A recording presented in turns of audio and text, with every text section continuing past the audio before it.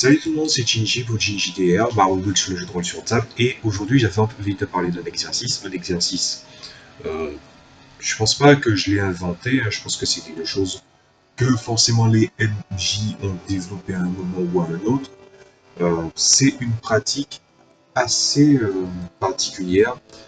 On va parler de l'ellipse. Alors on va quand même parler de l'ellipse du point de vue de la narratologie. En gros, sans trop citer Wikipédia, hein, je préfère ne pas avoir de site, puisque cette vidéo est assez dense, hein, ça m'a pris beaucoup de temps. Et vu que j'ai promis à mes joueurs, en particulier à 2 joueurs, oui, il faut que j'explique qu'est-ce qu'une ellipse et comment bien la faire, ça remonte à très très loin, je pense que ça va les surprendre, ben je vais me mettre à parler de l'ellipse. Donc du point de vue de la narratologie, une ellipse, c'est une zone dissimulée entre deux scènes ou entre deux parties dans le temps du point de vue de l'histoire, du point de vue de la narration. Donc par exemple, quand on vous dit 2 mois plus tard, vous ne voyez pas qu'est-ce qui se passe pendant ces 2 mois. Ou c'est plus ou moins abrégé. Donc en gros, c'est une occultation de ce qui se passe dans le temps. Mais le truc avec les ellipses, c'est que la définition change avec le jeu de rôle. Le jeu de rôle, c'est d'abord 100% de prise de décision, je ne le dirai jamais assez, et comme il y a 100% de prise de décision, ben, les parties qui sont censées être vides, ben, il faut combler ce vide. Et de quelle partie vide je parle? Et bien à ce moment-là, on va mettre une mise en application. Alors, une petite mise en application. La première, ça serait, imaginez votre personnage, un de vos personnages, finalement, a disparu. On va trouver l'exemple le plus grossier pour que vous compreniez. Il a disparu dans une faille temporelle. Et disons qu'il y a eu un bond de 8 ans. Si on est dans un univers où l'espérance de vie des gens ben, sont plus ou moins assez élevées, hein, disons Star Trek ou un univers médiéval fantastique, ben, 8 ans après, si le personnage est toujours jouable et aussi en accord avec ce que pense le maître de jeu et les joueurs, ben, au moment où il retourne, ce fameux personnage qui disparaît dans le temps, peut-être que la transition du temps est différente. Et à ce moment-là, on rentre dans des applications qui sont plus de la narration pure plutôt que de l'ellipse dans sa définition. Pour autant, qu'est-ce qui s'est passé du point de vue des autres joueurs, des autres personnages, tandis que l'autre était dans une faille? Ben, ils ne sont pas arrêtés de vivre. Et comment ça s'illustre? Ben, il faut expliquer qu'est-ce qu'ils ont fait pendant ce temps-là. Et là, c'est là où met toute la magie de l'ellipse, vu que tout passe par la parole dans le jeu de rôle, et aussi par l'écriture, aussi, hein, une bonne partie du temps, il va falloir, pour ces personnages-là, écrire ce qui s'est passé dans les grandes lignes plutôt que dans les détails au MJ, pour que le MJ puisse traiter. Alors, quels avantages ça a de faire une ellipse? L'avantage premier, je dirais, si vous êtes un MJ qui est plutôt du genre à vraiment mettre en avant une progression parallèle entre les aventures que vivent vos personnages et par exemple le temps passé dans les espaces vides, par exemple il s'est passé un mois et que vous vous dites ici c'est passé un mois, ils ne peuvent pas être au même niveau de carac. Et là c'est une question d'appréciation de gameplay. Et au niveau d'appréciation de gameplay, on peut clairement dire qu'au moment où vous allez euh, vous poser la question, vous allez vous dire ouais, mais ils n'ont pas besoin de nouvelles stats. Et ça sera peut-être en accord avec votre courbe de difficulté, ou tout simplement parce que vous trouvez que ce n'est pas nécessaire. Par exemple, dans mon jeu de rôle principal, hein, puisque j'en ai plusieurs, dans mon jeu de rôle principal, quand il y a des bons dans le temps, ça arrive assez souvent, c'est voulu ou pas. Ce qui se passe, c'est que personnellement, les zones où il y a du vide, ben je n'aimais pas trop ça. Donc du coup, ce qui s'est passé, c'est que je me suis mis à faire ce qu'on appelle des ellipses. À partir du moment où ce premier avantage est présenté, le deuxième, c'est aussi simple, c'est aussi permettre aux joueurs de se questionner sur leur personnage et surtout à les développer, qui serait le troisième cas. Pourquoi se questionner sur leur personnage? Ben, quand on est dans un jeu de rôle, les jeux de rôle ont différentes atteintes, différents objectifs et différentes portées, et surtout différents niveaux d'application sur bien des aspects, que ce soit sur le social, que ce soit le rapport aux joueurs et personnages, que ce soit les interactions entre les personnes, ou le fait de produire une bonne histoire, de raconter une bonne histoire. Et quoi de mieux de raconter une bonne histoire que de ne pas s'arrêter à ce qui se passe sur scène, mais plutôt quand même d'essayer de comprendre les coulisses, ce qui est très pratique pour un maître de jeu, puisque plus un joueur se met à travailler son background, plus son implication dans la table devient importante, mais aussi plus le joueur, plutôt le MJ, peut s'en servir, et à ce moment-là, il va s'en servir pour construire un arc narratif, une histoire, un scénario, ou voire même y chercher des PNJ qui augmenteront la taille de sa boîte à outils. Voilà. Ensuite, il y a le fait aussi de mettre à rude épreuve les joueurs, puisque ça demande un temps de narration, et à ce moment-là, vous pouvez me dire, je peux pas imposer ça à mes joueurs. Je veux dire, mes joueurs, c'est pas des narratologues, c'est pas des écrivains, c'est pas des dramaturges en herbe. Et à ce moment-là, je vous dis oui. Mais je vous dis non aussi. Pourquoi? Parce que tout dépend de la manière dont on gère la table. Euh, si on veut parler de discipline à la table, la discipline à la table, ça serait plutôt quelles sont les limites par rapport au contrat social et qu'est-ce que on propose de base aux joueurs de faire ou ce qui est imposé. Par exemple, au début, quand je jouais à mon jeu de rôle, au premier playtest, ce qui était gênant, c'est que j'ai très vite pris en compte ma condition, le fait que je tombe malade. Par exemple, en ce moment, au moment où je vous parle, je n'en ai pas l'air, mais en fait, je suis malade. Et je ne vais pas rentrer dans les détails de ce que j'ai. Le truc, c'est qu'en prenant ça en compte, ça va me permettre de gagner pas mal de temps, mais aussi de permettre aux joueurs de se questionner de comment ils vont faire évoluer leur personnage. Et bien sûr, cet exercice n'est pas forcément compatible avec tout le monde. Mais en même temps, j'ai envie de dire, dans le jeu de rôle, le moteur graphique du jeu de rôle, c'est l'imagination. Mais l'imagination a aussi plusieurs couches, plusieurs facettes et plusieurs aspects. Permettre aux joueurs de se questionner sur son personnage est plutôt important, mais je ne parle pas forcément de la question de l'identité. Donc, est-ce que le personnage est le miroir du joueur, hein, ce genre de choses. Je trouve que bon, ça ne prend pas la peine. Je dépose un truc. Ça ne prend pas la peine de porter une discussion. Deuxième truc. Voilà, on sait jamais. On ne sait jamais comment les joueurs vont évoluer leur personnage, mais surtout comment ils s'y rapportent. Et le truc de la question de l'identité au personnage, ben normalement, je pense que ça n'a pas la moindre implication. Que le joueur ait la personnalité, son personnage a la même personnalité que le joueur qui le joue, c'est pas trop gênant, du moins au début. Mais à partir du moment où on demande la progression, comment il va traiter ce personnage-là, ou même traiter cette ellipse, ben, à ce moment-là, il va se passer plein de choses. Premièrement, on va parler d'un truc que je n'aime pas nécessairement dans le jeu de rôle, la méta. C'est-à-dire, même au-delà de la méta, je dirais plutôt l'optimisation. Dans mon univers, il existe une multitude d'énergies, une multitude de facettes de se battre, une multitude d'aspects qui fait un ensemble qui est plutôt bien tissé, sans m'envoyer des roses. Mais justement, à ce moment-là, là où par exemple j'ai dû faire une vidéo pour mes joueurs, ce qui s'est passé, c'est que je devais expliquer pourquoi les archétypes et les classes sont désuets, et aussi pourquoi l'optimisation est désuète dans mon jeu. Alors pour la notion des classes et des archétypes, j'ai fait une vidéo, donc au pire consultez ma chaîne, j'ai pas fait tant de vidéos que ça, vous verrez. C'est une avec une vignette assez singulière, il n'y a pas ma gueule dessus. Et donc, lumière.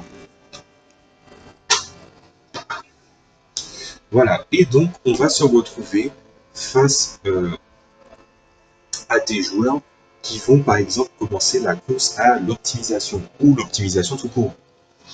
Et l'optimisation, c'est comment faire un meilleur perso. Sauf que j'ai créé un univers et surtout des personnages qui sont et des races qui sont inégaux. Il n'y a pas de notion de classe à proprement parler. Quand vous avez votre fiche, quand vous voyez la fiche, c'est écrit peut-être ethnie, race, mais il n'y a pas écrit classe parce qu'une classe n'est jamais qu'un ensemble de compétences qu'on attribue à un titre. Et ça, j'en avais un peu parlé dans l'autre vidéo dont je vous ai parlé. À partir du moment où vous faites ça, ben, j'ai fait un, j'ai fait une espèce de tableau pour faire comprendre aux joueurs par rapport aux caractéristiques comment par A plus B le principe d'archétype et de classe dans mon univers était désuet. Et surtout l'optimisation. L'optimisation, c'est essayer vraiment de faire le meilleur perso possible. Sauf que dans un univers qui est vaste, avec des origines, des créatures avec des origines différentes, et surtout, comme j'ai dit, c'est assez inégal. Par exemple, une créature peut être très très faible, mais en échange avoir beaucoup de compétences. Ou être faible et avoir un atout qui fait la différence. Ceci n'est qu'un exemple, ce sont des exemples parmi tant d'autres. Ben de cette manière-là, il y a un ratio entre les caractéristiques, les compétences, ce qu'ils sont capables de faire, de quoi ils sont constitués, et donc on parle de force, de faiblesse, de compétences, d'incompétence, et vous voyez un peu où je vais en venir en englobant tout ça. Est-ce que c'est deux facettes qui s'opposent entre le plus et le moins? La réponse est non, puisque finalement, des tas de choses qui seront montrées comme des résistances le seront, mais dans des cas extrêmes, dans le prolongement de cette résistance, peut finalement être des faiblesses qui vont desservir par la suite les joueurs. Et c'est aussi valable pour la notion de résistance et de faiblesse. Ça peut avoir une résistance assez élevée, mais être faible ou carrément très très vulnérable à quelque chose. D'où le fait que dans un univers vaste, l'optimisation, c'est pas qu'elle ne sert à rien, c'est qu'on peut pas rester dans le principe que si on veut faire un personnage Gold des Shit of Doom, bah techniquement, c'est à la fois possible, mais pas possible, par rapport à la combinaison de nombreux facteurs. Si on vous va trop dans une direction, bah, ce qui va se passer, c'est que vous allez plus être sujet aux faiblesses par rapport, pas forcément à ce que vous avez décidé de monter, mais surtout ce que vous avez décidé de laisser sur le côté. La question qu'il faut se poser, et ça je vais le poser directement à mes joueurs, c'est qu'est-ce qui fait que vous courez après l'optimisation, et surtout si vous courez vers l'optimisation et vos objectifs, est-ce qu'elle est forcément dans le prolongement des avantages que propose une race ou une caractéristique ou autre, fait que votre perso sera entier. Je leur laisse une petite colle là, voilà. Et à ce moment-là, si on va penser aux autres jeux de rôle, ben l'optimisation, ça fait carrément partie du jeu. Mais je déteste ça. Par exemple, quand on jouait Dragon, je m'en ficherais vraiment beaucoup pour que, par exemple, y a qu'une tablée avec que des lanceurs de sorts. Et pas de tank, pas de gars qui fait des dégâts, pas de spécialiste de Hardlardise. Vous voyez un peu ce que je veux dire. Là où, dans des univers, par exemple dans Star Trek, il y a des ingénieurs, il y a des médecins, il y a des guerriers, il y a plein de choses qui sont intéressantes dans Star Trek, par exemple. Et c'est plus intéressant dans ce jeu, et c'est signifiant surtout par rapport à ce qui est proposé et ce qui est montré dans l'adaptation jeu de rôle vis-à-vis de l'œuvre d'origine, qui est une série, je crois, puis des films, et donc ça fait un ensemble, et cet ensemble devient cohérent et signifiant quand justement les rôles sont attribués. Donc comme vous voyez, l'optimisation n'est pas systématique, hein, c'est même très changeant d'un jeu à l'autre. Donc la course à ça est quelque chose qui n'est pas forcément souhaité ou souhaitable. Voilà. Mais dans certains cas, en quoi l'ellipse a un rapport avec ça? Ben, quand vous faites une ellipse, vous devez dire ce que vos personnages font. Et s'ils font une action de manière répétée, par exemple, ça permettra d'acquérir de nouvelles compétences dans le prolongement des actions qui ont été faites. Et je dirais que ça fait partie d'une des phases justement dans mon jeu de rôle, si je parle un petit peu de mon jeu de rôle, qui m'a posé problème. C'est-à-dire que ça a mis une composante que je déteste dans le jeu vidéo, le grinding.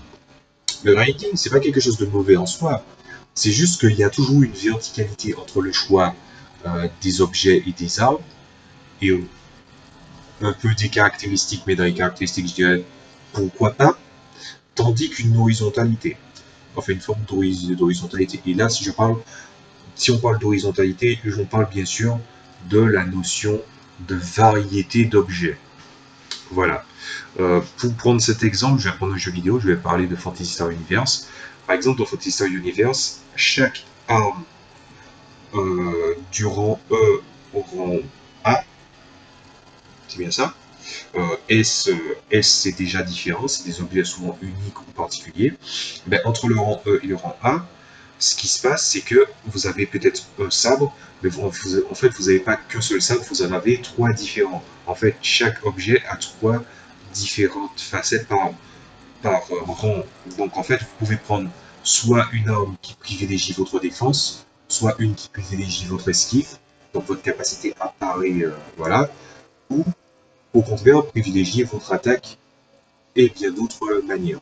Donc voilà, encore une fois, ça renvoie un peu à l'aspect trinitaire, mais même là encore, je trouve que c'est limité. On peut parler aussi des notions des capacités spéciales, là où Tezo, par exemple, avec les systèmes de trait des arbres, il montre que l'horizontalité fonctionne sans pour autant qu'une arme est plus mise en avant qu'une autre, même s'il faut l'avouer, le changement de matière, évidemment, montre qu'à un moment, il faudra changer. Mais au moins, c'est déjà un bon début. Et donc, de cette façon, quand les joueurs vont se mettre à faire une ellipse, il va commencer à réfléchir à ce qui est bon pour son perso, ou ce qu'il juge bon. Et à ce moment-là, ça lui est ouvert. Mais quelqu'un qui n'est pas forcément dans la quête forcément du grinding, de l'augmentation à tout prix, ben à ce moment-là, ça lui permet de sortir un petit peu son côté créatif en racontant ce qui s'est passé. Je me retrouve avec une tablette et je peux dire qu'elle est carrément divisée en deux types de joueurs.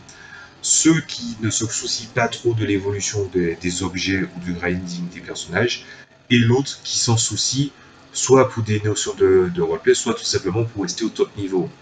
Et je pense que personne ne viendra me contredire là-dessus. J'ai les deux côtés opposés.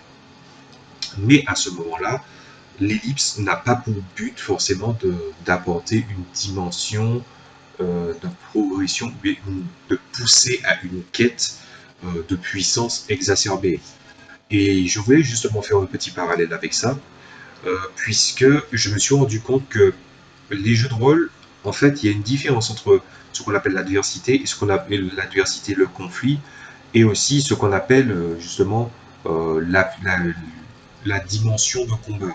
En fait, l'adversité peut porter vers le combat, mais des fois pas du tout. Et si vous voulez commencer un nouveau jeu de rôle ou à créer un nouveau jeu de rôle, je dirais que vous devrez faire très attention à ça. Que par exemple, quand vous donnez les définitions ou la présentation des races ou des attributs, et ça c'est un truc que j'ai fini par corriger, c'est que finalement, il faut que vous montrez que la solution, en fait, une des choses qui prend le moins de poids, il ne faut pas qu'il y ait quelque chose qui prend le moins de pas par rapport à d'autres. Il faut une stabilité, un équilibre. Sauf si bien sûr le lore, donc l'histoire du personnage ou de la race, s'y prête. Voilà. Et je dis ça parce que c'est très important. Et donc après ça, après qu'il se soit questionné et qu'il sait où il va et avec qui il va et surtout vous devez lui dire aussi que vous devez lui donner du contenu. Quand vous faites une ellipse, le EMJ, il faut que vous donniez du contenu, ou au pire que vous les autorisiez à lire le livre de règles, histoire qu'ils sachent qu'est-ce qu'il faut raconter. Par contre, je vous conseille un truc, soyez très regardant au niveau des objets. Hein, on ne sait jamais, hein, les objets qui sont issus de la famille de mon cul, parce que oui, la famille Richemont, c'était une famille de gunners de haut niveau et qui ont des colts anti-démons. Bon, on connaît déjà le coup de oui, l'arbre ancestral de la famille. Essayez un peu d'éviter ça aussi. Ou du moins, vous pouvez faire en sorte que ce soit une récompense à condition que, bien sûr, soit vous le présentez sous forme de scénario, ou soit vous trouvez son ellipse conséquente et vous le faites. Mais avant de parler des critères qui fait d'ajustement concernant l'ellipse, et je pense que ça sera une grande vidéo, je vais vous dire comment, comment se met en application une ellipse. Puisque j'ai quand même parlé des tenants, les aboutissants, j'ai pas trop parlé du côté MJ, parce que le côté MJ, non, si, je l'ai fait. Ouais, ce que j'ai fait est déjà assez suffisant, et du côté joueur, j'ai déjà donné certains avantages. Donc, on va s'attaquer à comment faire une ellipse, comment ça se présente en forme, ou du moins quelle forme ça devrait avoir pour que ce soit pas contraignant, que ce soit pour les joueurs ou pour le MJ. A tout de suite. Alors, comment je présente mes ellipses? Alors, mes ellipses, ils se présentent de plusieurs façons, mais une des façons que je fais, c'est à l'écrit. Et si je dois donner un conseil là-dessus, demandez-leur à l'écrit. Et quand je demande à l'écrit, c'est pas sur papier, bien sûr, hein. C'est dactylographié, donc sur dactylographie, c'est bien sûr PC. Voilà, donc vous demandez de noter. Hein, déjà, l'écriture, elle est moins cruelle sur un ordi, hein, donc on risque pas d'avoir des choses isocèles. Isocèle, en fait, je vais vous donner une définition. Moi, quand je dis quelque chose est isocèle, ça veut clairement dire que ça n'a rien à faire là, c'est bizarre. Voilà. Et donc, du coup, ce qui va se passer, c'est que quand on va vous présenter le texte, il faut quand même que ce soit efficace. Et je sais que c'est justement là où j'ai eu un problème avec une bonne partie de mes joueurs, c'est comment être efficace en présentant une ellipse. Et à ce moment-là, je vais vous donner des conseils, autant que vous avez à donner aux joueurs, autant que vous joueurs qui êtes là, ben, au moins vous saurez un modèle type de soit présenter votre background, soit de faire une ellipse, si votre MJ a décidé d'appliquer cela. Donc c'est parti. Alors première chose, prenez un logiciel de traitement de texte et ne le faites surtout pas par bloc-notes. Je sais que bloc-notes, puisque j'ai découvert ça, en fait, il faut cocher le truc de retour à la ligne et il faut aussi chercher la police. Alors s'il y a bien d'une façon bien impersonnelle de faire ça, c'est de mettre sur un bloc-notes. Je ne vous demande pas d'avoir Microsoft Office, même si on sait que ça peut être accessible. Voilà. Vous pouvez utiliser WordPad, puisque WordPad c'est à peu près la même chose. Sauf que moi je suis de la génération de WordPad qui déconnait. Genre au bout de 13 pages, d'ailleurs j'ai un gros rapport avec le chiffre 13 dans ma vie. Au bout de 13 pages, ça supprime toute la page ça supprime 10 pages en moins. Et je ne comprenais pas. Maintenant, WordPad, il est bien. C'est pas le truc énorme, il n'y a pas beaucoup de fonctions. Hein. Alors, si vous voulez faire votre pseudo écrivain et puis vous mettez la grosse lettre en lettrine Old English, hein, vous allez devoir le faire manuellement. Et donc pas cliquer sur lettrine et que ça ajuste pour vous. Mais au moins WordPad fait très très bien son office. Il est sur tous les PC et après si vous avez un Mac, vous avez probablement un logiciel de traitement de texte équivalent. Voilà. Et donc, à ce moment-là, quelle est la police d'écriture? Alors, il y a une police d'écriture qui met tout le monde d'accord. Non, c'est pas le comics AMS. Ne faites pas ça. Le comics AMS, c'est pour les comics. Vous faites une des plus grosses fautes de goût que vous pourriez faire, c'est faire une lettre de motivation ou un CV en comics AMS. Il faut pas faire ça, s'il vous plaît. Donc, on va s'attaquer plutôt avec une police qui met tout le monde d'accord, le Times New Roman. Tout le monde l'a de base, il n'y a pas de problème. Après, vous pouvez trouver les différentes variations. Il y a plusieurs autres trucs, mais c'est pas juste pour que ça ait l'air d'être, oui, un roman, un truc comme ça. C'est vraiment une police d'écriture équilibrée, fine, et surtout qui est très sensible au niveau, par défaut, aux différentes modifications en mettant du gras, de l'italique, ou même en surligné. C'est une police d'écriture qui fonctionne très très bien. D'ailleurs, je déconseille le Arial aussi. Voilà. Et le truc de Facebook aussi. Je pourrais pas oublier c'est quoi. C'est le Garamo ou la Bodoni, un truc comme ça. Mais je vous déconseille vraiment la Mignonne Pro, oui, aussi. La Mignonne Pro, déjà, elle prend moins de place. Donc, oui, je parle un petit peu typo, je m'y connais à peu près, pas trop. Je vous conseille la Minion Pro et la Times New Roman. Quelle taille? Les deux, je vous la conseille en taille 14. La taille 14, ça a l'air d'être beaucoup, mais en même temps, je dirais que pendant mes périodes scolaires, surtout euh, pendant mes périodes de bac comme ça, vu que j'ai suivi des études en secrétariat, on me disait, ouais, du Times New Roman en taille 12. Et moi, j'explique au prof, non, taille 14. Et je grattais pas mal le fait de mettre en taille 14 parce que j'expliquais que c'est beaucoup plus agréable, beaucoup plus pratique et facile à lire. À tel point que ben, finalement, mon prof a fini par adopter ça aussi. Ouais, pas trop. Quand ils ont vu que le taille 14 ça fonctionnait, ça allait. Voilà. Donc le taille 14 c'est très très bien. Après le taille 12 ça va. Mais si vous vraiment vous voulez un confort de lecture, et surtout si vous ne trafiquez pas les marges, hein, ce que je vous déconseille de faire quand même, surtout quand vous commencez, c'est le taille 14. C'est très bien. Après, vous mettez le titre, ellipse de le nom de votre personnage en taille 20, centré en titre. Bon, ça c'était les présentations de base. Maintenant, on va commencer à rentrer dans le vif du sujet.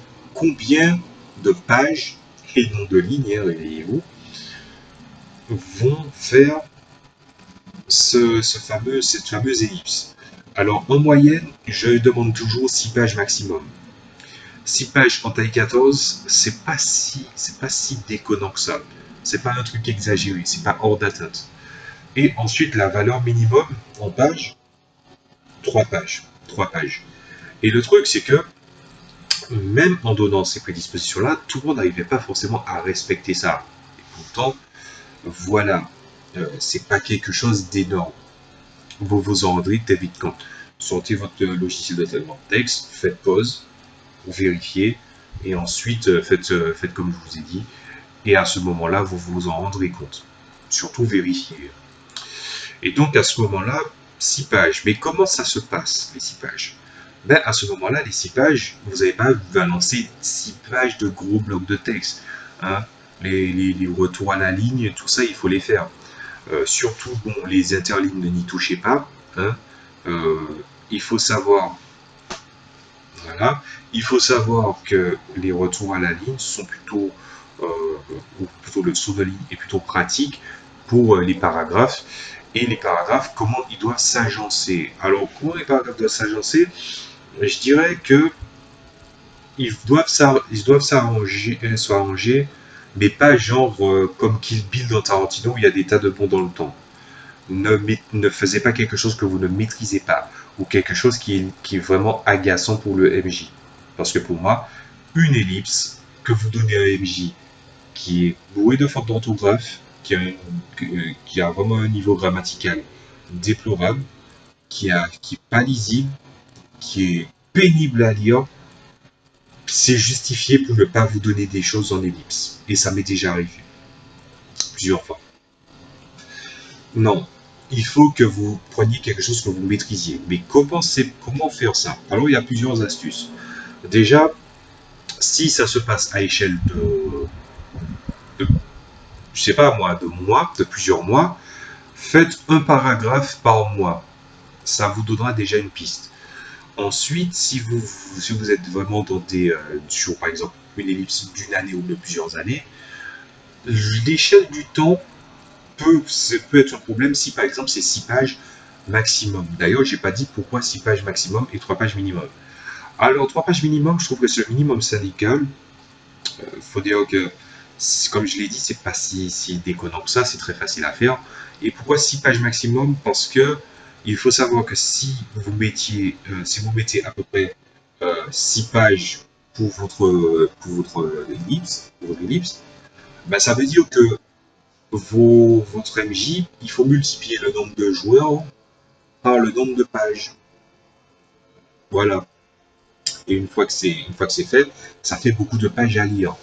Et il faut avouer qu'il faut prendre en compte l'aspect extérieur de la table, c'est-à-dire que MJ ne peut pas être réceptif tout le temps à ce que le joueur écrit. Pas genre comme un écrivain, un éditeur face à un écrivain, mais plutôt il a peut-être autre chose à faire que de se focaliser sur ça. Et à ce moment-là, il faut être efficace.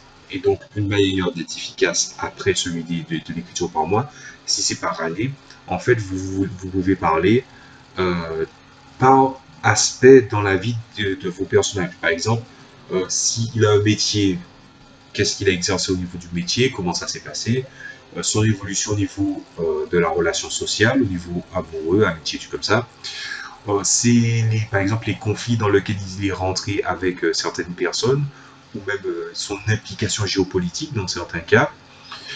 Aussi, si vraiment il a une volonté de créer quelque chose, ben, il faut déjà qu'il explique qu'est-ce qu'il crée, les recherches qu'il fait, et surtout, il a préparé tout ça, il a fait autant de choses, tout ça, dans quel but? Voilà. Donc, le QQOQCCP est une bonne façon, par exemple, de faire une ellipse. C'est une bonne aide. Ce n'est pas ça, hein, c'est un autre exemple.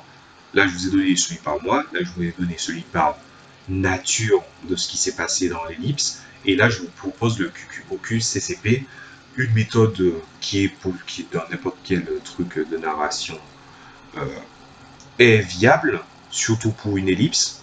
Donc, à ce moment-là, utilisez ça. J'ai fait une vidéo là-dessus pour parler de ses bienfaits et de son aide dans les scénarios. Je vous y invite.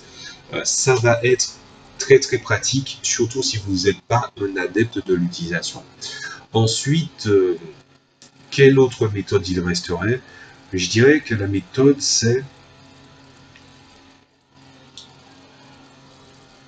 Je dirais que c'est... vous pouvez le raconter aussi en fonction des différents niveaux d'importance, d'état d'âme et de progression et de maturité de votre personnage.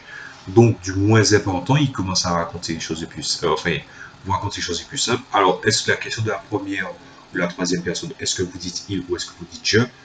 Je dirais que par effet de style, le jeu peut être pratique, mais si vous voulez vraiment, comment dire ça, je dirais qu'il y aura une barrière qui va se faire entre votre ego à vous en tant que joueur et celui du personnage.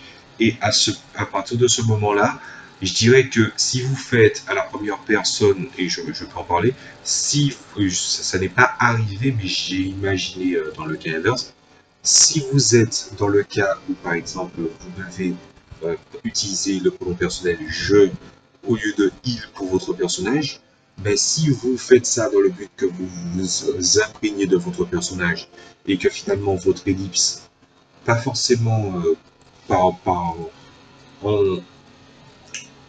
en vous ratant sur les aspects que je vous ai posés comme conseil, mais vraiment sur la nature même des actions que vous avez faites qui ne sont pas vraiment plaisantes, finalement, le pronom personnel je peux vous dire que en tant que MJ, ça va beaucoup compter parce que si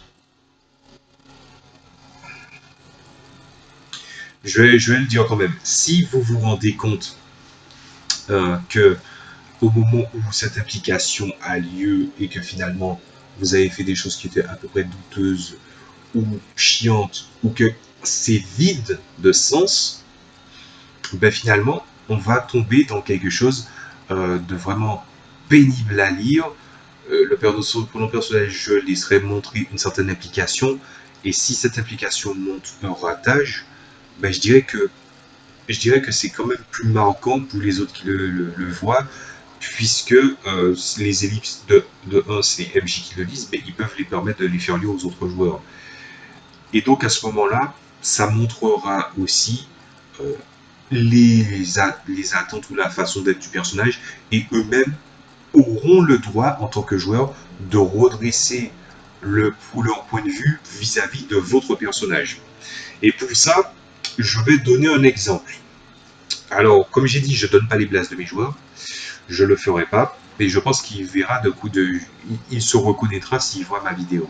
Et à ce moment-là, oui, j'en ai mis du temps pour faire cette vidéo, mais je le fais non pas parce qu'il y aura une ellipse à venir, mais plutôt parce qu'il faut mieux que je le dise maintenant, même si je l'ai déjà dit autrefois, et même si avant je t'avais dit comment faire, et que finalement ben, tu as fait qu'à ta tête, et donc finalement ben, c'était naze. Voilà, au moins c'est fait. Alors, je vous explique. Vos joueurs, enfin vous joueurs, vous avez des attentes, vous avez des envies, vous avez envie de donner une direction à votre personnage. Mais parfois, il peut arriver que par une espèce de notion de quête de soi et du personnage, et surtout de ce que vous voulez qu'il devienne, en fait, votre quête de désir en tant que joueur finisse par parasiter votre personnage, voire même sa personnalité, à tel point que la personnalité de votre joueur, par effet de médium et de simulacre, finit par d'éteindre sur votre personnage, voire même à le pourrir. Et une des choses, un des cas dont je vous ai parlé, se rapporte vraiment à ça. Le fameux joueur, il a fait des actions, mais l'action n'avait pas les actions, les interactions, surtout les interactions, là où il s'était mis en cause, avait plus une volonté à amener le personnage vers une direction, mais une direction qui n'est pas forcément souhaitable, mais je dirais qui est peu enviable. Ça partait d'un personnage qui, finalement, ne faisait pas d'action désintéressée.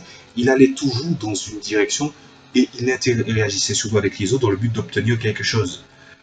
Et à ce moment-là, ce qui s'est passé, c'est que finalement, vu que je dirais que je suis quelqu'un de je suis un MJ de type sensitif, et aussi je suis, quand je dis sensitif, c'est vraiment, je sais aussi très bien comment réagirait telle personnalité, telle personne dans telle ville, puisque chaque ville, il y a quand même un petit côté intelligence collective, où en fait une ville a des valeurs, et finalement ces valeurs, quand ils sont mis à rude épreuve ou qu'il y a quelque chose qui ne leur plaît pas, ben ils ne tombent pas dessus. Sauf que quelqu'un qui vient vous parler ou vous rendre service de manière aveugle, ou voire même qui vous demande de vous renseigner sur des choses ou pour l'aider sur des choses juste pour quelque chose, quoi. Même si c'est une espèce d'échange, une espèce de notion d'échange, ou bien juste de l'intérêt, finalement ça fait de votre personnage un personnage opportuniste. Et personne n'aime les gens opportunistes, même les gens opportunistes. Et ce qui s'est passé, c'est qu'il y a eu un effet qui se coule. Et le deuxième effet qui se coule, c'est que là, je vous ai parlé de l'intérêt, le fait les intérêts du personnage, qui est exacerbé par les attentes et les désirs du joueur, mais aussi il y a la notion de principe, il y a un principe tout à fait posé, c'est aussi quand vous ne comprenez pas, vous avez un problème d'acquisition conceptuelle vis-à-vis d'un thème, notamment l'errance. L'errance est quelque chose de très très difficile à gérer, et quand vous utilisez ce propos et que vous voulez traiter ce sujet, et que vous disiez que vous dites que vous y êtes sensible, à partir du moment où vous vous loupez de beaucoup. Le seul truc que je dirais que s'il y a un bon côté des choses, c'est que par exemple le pronom personnel je n'a pas été utilisé. Et heureusement, parce que je pense que ça serait pas seulement la plus mauvaise ellipse que j'ai jamais eue de toute ma vie, que j'ai jamais vue de toute ma vie, mais tout simplement le pire personnage que j'ai jamais vu de toute ma vie aussi. On est vraiment à ce point-là. Et à ce niveau-là, ça va être quand même assez triste. Et pourquoi l'errance? Quand vous allez à des endroits précis, et que par exemple vous voulez chercher des informations sur le monde, sur l'histoire de ce pays ou de ce genre de choses-là, juste pour le savoir. En fait, l'errance, c'est un voyage sans but. C'est errer sans but. Mais une errance amène des choses. Vous voyez ce que je veux dire par là? Vagabonder apporte quelque chose. Mais il apporte quelque chose en fonction de la réceptivité euh, de votre propre réceptivité. À ce moment-là, on est dans une espèce d'interprétation des différentes informations, des différentes choses qui vous arrivent. Oui, là, je suis vraiment en train de parler de l'errance. Et à ce moment-là, vu que l'errance, c'est une espèce de voyage sans but, ben à ce moment-là, aller dans une direction était est déjà une entorse au fait d'être partir dans une errance. Encore moins de se renseigner sur un endroit. Par exemple, je vais donner un exemple très simple. Les touristes. Pourquoi on a du mal avec les touristes? Tout le monde a du mal avec les touristes. Ou qu'il n'y a pas de réceptivité. Parce que finalement, il y a cette espèce de notion d'exotisme, de dépaysement, d'essayer de semi-assimilation du mode de vie d'un peuple, de quelqu'un, de quelque chose, et cette tiédeur émotionnelle, cette tiédeur sentimentale, cette tiédeur sociale, et c'est là où vous allez vous viander si vous parlez d'errance. Cette tiédeur, les humains, ils sont très réceptifs. Si vous êtes tiède au niveau de vos sentiments, si vous êtes tiède au niveau de vos interactions, ben logiquement, vous aurez un phénomène de rejet. On va vous rejeter. Donc, je vais parler un petit peu de mon JDR un petit peu encore. En fait, le royaume principal, le royaume capital, la région capitale, en fait, est divisée en plusieurs parties. Et en fait, on fait une comparaison à une couronne. Il y a une espèce d'allégorie envers une couronne. À cause de deux cols de forêt qui forment la base de la couronne, et ensuite chaque grande cité qui forme des joyaux. Voilà, un joyau qui représente la citrine, le diamant, l'émeraude, le saphir, le rubis, l'améthyste, le turquoise. Je dis l'émeraude, bon, on va dire que je dis l'émeraude, le topaze. En gros, c'est comme ça. Au début, vous pouvez vous dire que cette méthode a l'air assez, ouais, mais ça va l'air assez simple dit comme ça. Oui, en fait, c'est un principe de narration qui est assez simple, mais comme j'aime bien tout ce qui est cristallomancie ou ce genre de choses-là, je l'ai fait ressentir sur un aveu complètement abusé, enfin, complètement avoué, et aussi le sens qu'il y a derrière chaque pierre, et encore renvoyé au sens qu'il y a derrière les royaumes. Et mes joueurs sont encore loin du compte au niveau de la compréhension de chaque principe. On n'en est pas encore là. Voilà. Et donc, du coup, quand vous dites je vais voyager dans tous les royaumes, sauf un qui faisait partie d'un royaume extérieur et qui avait l'air bien, hein, qui est connu, ben finalement, vous êtes là juste pour vous renseigner sur les choses. Et le problème, c'est que quand quelqu'un est comme ça et qui est juste curieux pour être curieux, ou qui a une interaction qui est tiède, ben finalement, il y a le phénomène de rejet qui se passe. Ce qui fait que mon joueur, heureusement il a changé de perso, il est fiché sur une bonne partie des royaumes. Et vous savez, c'est quoi le pire? C'est que quand vous dites que à la fin, en conclusion, que vous avez visité tous les royaumes, et que vous en loupez un qui a été découvert, auquel vous êtes allé récemment, un qui finalement est encore frais dans votre tête, à ce moment-là, vous pouvez clairement dire que votre ellipse est un échec. Donc, déjà, j'espère que j'ai répondu aux joueurs quant à ce que j'ai voulu expliquer, et surtout qu'est-ce qui manquait. Et le problème avec ce genre d'ellipse, avec ce genre de choses, c'est que quand vous le faites, quand vous vous trompez à ce point-là, ou quand vous faites ce genre de choses, c'est-à-dire les désirs de vos personnages qui ne rentrent pas en adéquation avec votre... enfin, les désirs de vous joueurs qui rentrent en adéquation avec eux, enfin, qui essaient de s'imposer au personnage, on va dire ça comme ça, en dépit de la personnalité qui fait partie du système de jeu surtout. Voilà. Donc c'est un peu triste, mais c'est comme ça. En espérant que déjà ça ait aidé. Et je dirais que ces mécanismes, je crois que je vous ai à peu près tout dit. Je vous ai parlé de comment faire une ellipse, qu'est-ce qu'il faut faire, en quoi ça rapporte, quelles sont les différentes manières de faire. Il y en a bien sûr d'autres, mais je dirais que les autres, ça serait à vous de les découvrir. Si vous êtes habitué à cette pratique, qui est quand même rare, ben je vous invite à répondre dans les commentaires pour voir c'est quoi vos techniques. Hein. Ça serait très très intéressant.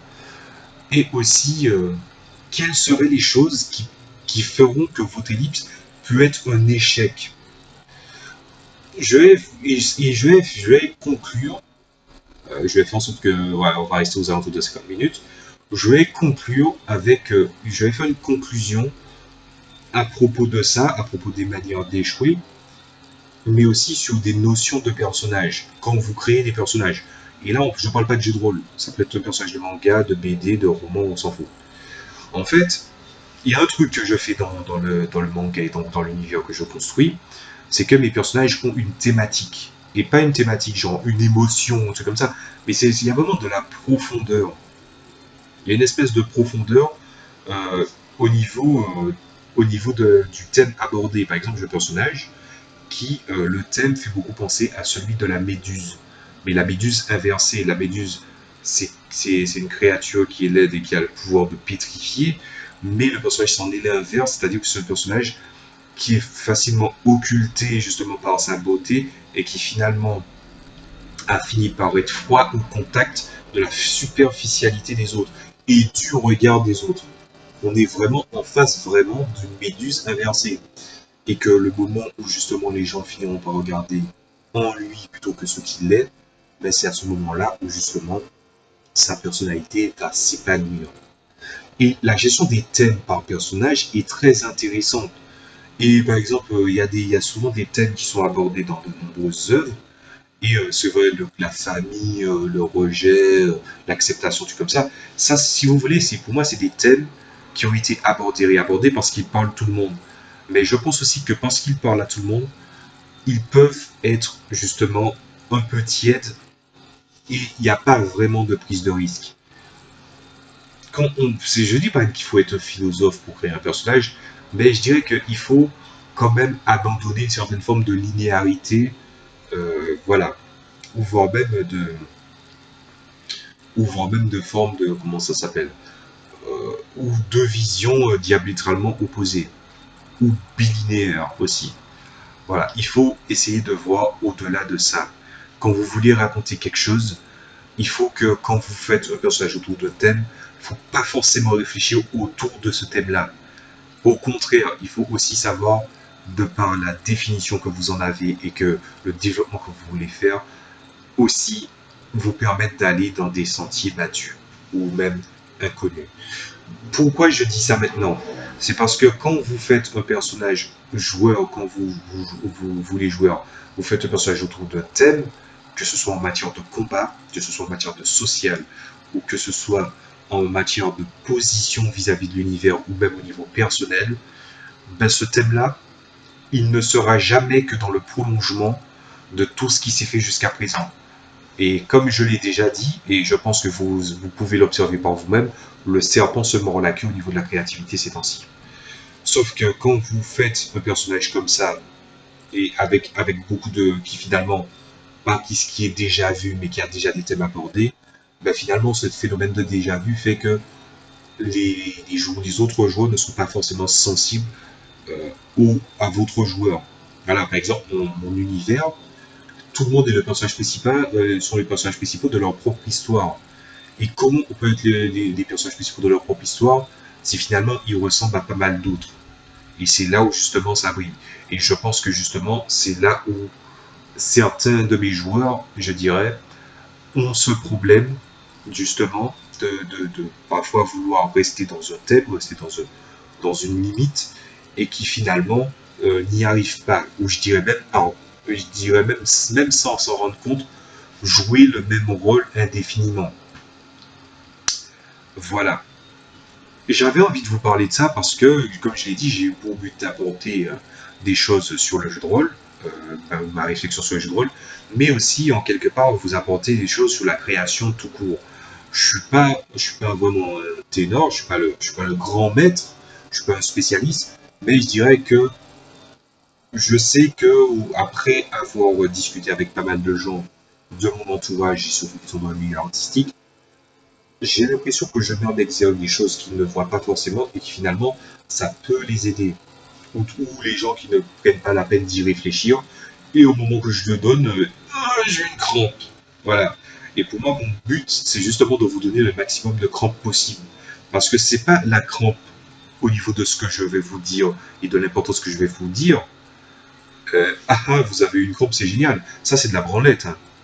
Ce que je veux par objectif, à la fin, c'est que finalement, vous ayez une réflexion qui vous permette de construire quelque chose euh, qui, euh, qui va un petit peu déjà redonner le blason de la créativité, mais aussi avoir une sensation d'épanouissement beaucoup plus décuplée en ayant conscience de ce qu'est votre personnage. C'était Jinji pour Jinji DR, j'espère que ça vous a plu. Si ça vous a plu, bon, bah, vous connaissez déjà les classiques, hein, j'aime, commentaire, et surtout partager. Hein. Et donc, on se reverra la prochaine fois pour des vidéos que j'ai déjà tournées en fait. C'est la peur des MJ et la peur des joueurs. Deux thèmes qui sont assez maladroits, un petit peu en freestyle, avec de la prise de risque. Mais c'est normal puisque d'un côté, en tant que MJ, ben, je pense pas que en tant qu'MJ, j'ai eu beaucoup d'expériences de jeux variés, ou qu'il y a des choses qui ne me touchent pas pour des raisons personnelles. Et en tant que joueur, ben, plus je joue en tant que joueur, plus je me dis que je devrais être MJ. Donc voilà. Je vous souhaite bonne journée, bonne soirée, bon appétit, etc., etc. Salut à tous, et surtout n'oubliez pas un truc, hein, c'est que je présente peut-être des choses pour aider à la créativité ou aider sur le jeu de rôle, mais surtout, il ne faut pas que toutes les informations que je vous donne vous envahissent au point que vous vous amusiez plus. Amusez-vous, c'est le plus important. Allez, à plus.